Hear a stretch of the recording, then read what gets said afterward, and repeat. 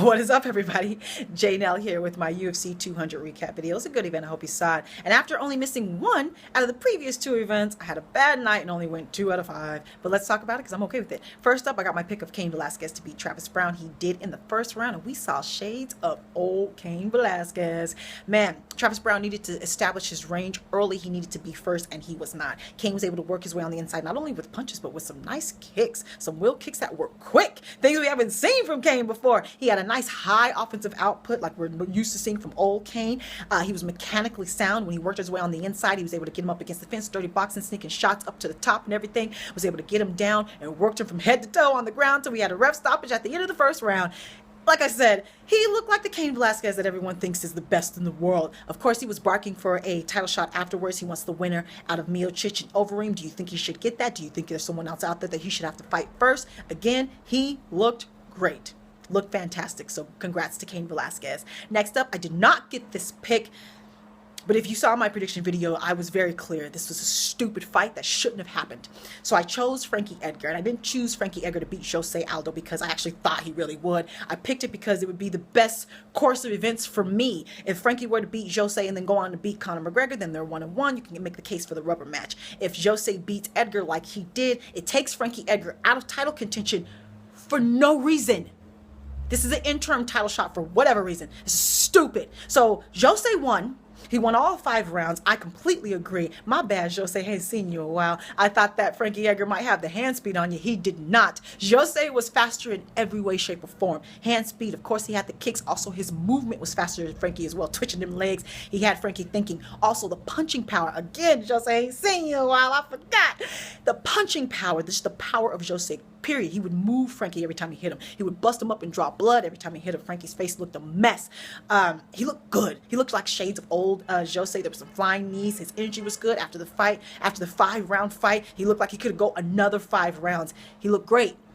Jose looked great. So I'm very happy that he's getting this title shot, but the fact that they're taking Frankie out of title contention for no reason because the UFC wants to run behind Conor for no freaking reason is just so stupid and frustrating. And Max Holloway, who deserves the winner out of Jose and Conor and Jose, better not have to fight Frankie Edgar. He better not. I'm gonna lose it if they make Max fight one more time for that title shot. I'm gonna lose it. So I'm just very frustrated with the featherweight division. Very frustrated with Jose winning just because it takes Frankie out of title contention. Not Jose's fault. It's the UFC's fault. Not Conor's fault. The UFC's fault. They allow him to do whatever he wants. So stupid. So hopefully Frankie can find another path. Maybe he'll drop down again because Jose actually looked a lot bigger than him. Frankie looked like he could drop down the bantamweight. So I don't know what's next for Frankie. Someone let me know if you've heard from Frankie. I feel for Frankie. This freaking sucks. All right, let's move on. Next up, I got this pick. I chose DC to beat Anderson Silva. And no, I didn't do that on the prediction video. I told you, you got to follow me on Facebook, Twitter, and Instagram, and now Snapchat, where I have 15-second prediction videos, Twitter and Instagram. And I predicted that DC would beat Anderson Silva in a 15-second prediction video. So I got my pick.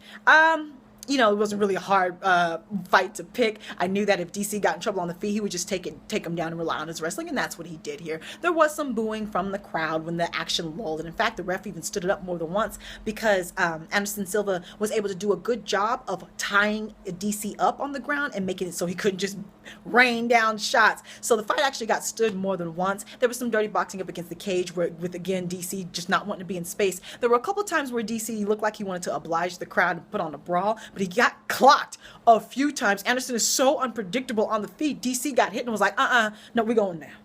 We're going now. So I don't blame him for that. Short notice. I don't want to get knocked. He was right. He had everything to lose, nothing to gain from losing to Anderson Silva. Anderson Silva made about $600,000 and got the biggest standing ovation. His last 2 losses, he's actually come out on top. A lot of folks, including myself, think that he beat Michael Bisping. And in this fight, like again, he did well and showed that at 41, he definitely still has it. So everything kind of came up Anderson Silva, even in a loss here. DC, of course, lost nothing. I like the way he handled the post-press conference when he was asked about John Jones. He basically said, you know, there's more information that needs to be had. Let's just wait and see how that goes before we start jumping to conclusions on whether or not I'm going to ever fight him again. Although I'm 37 years old and I will not be waiting 2 years. I can't blame him on that. As far as Jon Jones, we're still waiting on I believe the B sample test. Also, the people who work with Jon are the same people who work with Yoel Romero, who was able to get his sentence reduced down to like 6 months because it wasn't a real infraction.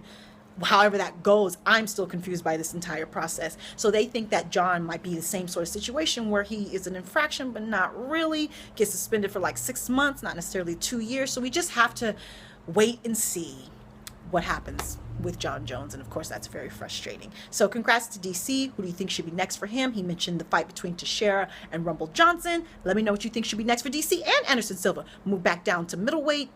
You know, what happens there. Now, I think we're on the co-main event time. I lost this pick. I chose Mark Hunt to beat Brock Lesnar. He did not. I knew he had to keep it standing. Brock, he's such a freak athlete. So fast with that big frame. So huge. He was much bigger than Mark Hunt, which is, you don't see that very often. And while the fight was standing, Mark won. Of course, it wasn't too much action because Mark was very wary of the quickness and the wrestling ability of Brock Lesnar, which he had to be because the moment Brock got him down, he wasn't getting up. That big body on him, he just simply couldn't get up. Brock was working his ground and pound. There's a lot of shots that were half blocked and things of that nature. He wasn't anywhere near finishing Mark Hunt at all in this fight, even though 2 judges gave him multiple rounds by 2. I disagree with that. Just quick comment. The judges in this event gave multiple rounds by 2. I am not all willy-nilly with 2-point rounds. In my opinion, you have to nearly finish your opponent pretty much the entire round to get a 2-point round. So I'm not happy with the willingness to give out these 2-point rounds. So I just want to make that comment. That happened here in this fight. Brock won the first and the third. He got him down. Mark couldn't get up. Mark won the second. It was all standing. It was very low action though, because Mark didn't want to get taken down basically, but he was clocking Brock. He clocked him a few times, but you know, it is what it is. Brock Lesnar at 38 years old is already slated to fight Randy Orton at WWE's SummerSlam. They had a promotion for WWE SummerSlam at the event. I ain't mad at WWE. We loan you our talent. We got to get something out of it, right? So what do you think is going to be next for Brock Lesnar? He just said, you know, I'm 38 years old, taking it one day at a time. I don't know if I'm going to come back. He doesn't know. So what do you think Brock Lesnar should do? And if he comes back, who do you think he should fight? Next up, main event. And I lost this pick as well, but I could not care less. I chose Miesha Tate to beat Amanda Nunes. I said, Amanda, you got 2 rounds. You got to do it in 2 rounds because your cardio will not hold up. By goodness, she only needed 1 round. And new UFC Women's Bantamweight Champion, Amanda Nunes. She took Miesha Tate out in the first round, and it was scary. It was brutal. I believe she had Miesha stunned probably the first or second time she actually connected cleanly, because that's how hard she hit. She's got the karate base first. Then she ended up being a boxer, and she has a black belt in Brazilian Jiu-Jitsu as well. This woman hits hard, and she almost kind of feels like Machida. I hate to say she hits like a man, but it's the only way I can describe it. It's not about her power. Of course, she's got probably the best punching power in the women's division. I'm sorry. She got that one hitter quitter, sleeper chick. So she's probably got the most power. And that's not why I say she hits like a man. It's the way she throws.